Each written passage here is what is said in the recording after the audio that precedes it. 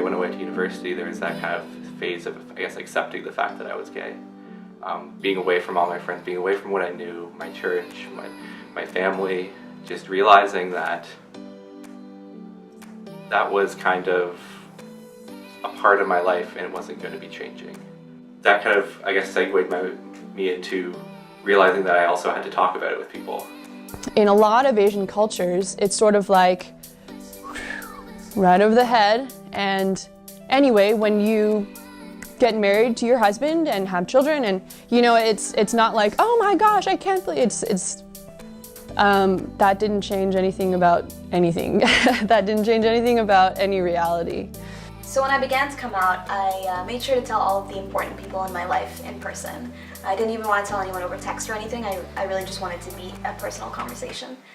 A huge motivator for me for sharing was this idea that I felt like if there was any place in the world that I should feel safe talking about this, it should be the church, which maybe wasn't the most logical understanding of it, or realistic understanding of it, but it was what I figured should be the case. And so what I did, which seemed very counterintuitive to me, was I wrote them an email. And that seems like, oh, how could you do something so impersonal, and you should be able to be face to face, and that's my preferred way anyway. But I did it for a number of reasons. I wanted them to have something that they could come back to, they could read over again. The other thing is I could craft it, make sure that I'm using good language, not simple language because my parents are unintelligent, but I just want to make sure that they understand what I'm trying to say. So after I'd come out personally to the most important people in my life, I wanted to put something on Facebook.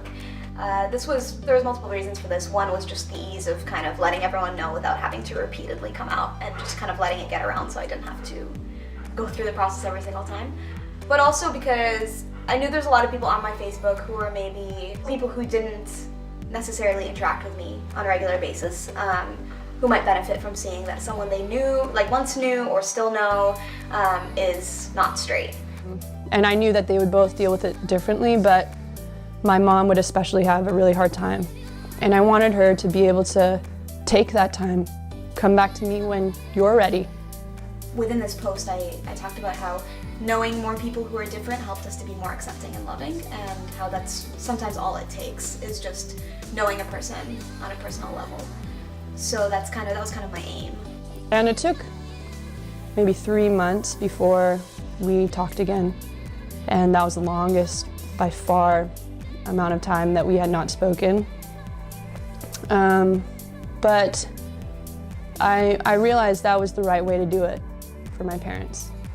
You will be constantly coming out to people. You'll always be doing that because it's just naturally assumed that I'm straight unless I tell them. It's not like I'm gonna, first time I meet someone, tell them, but as you get to know someone, it sometimes is important, especially if you're trying to relate to them spiritually.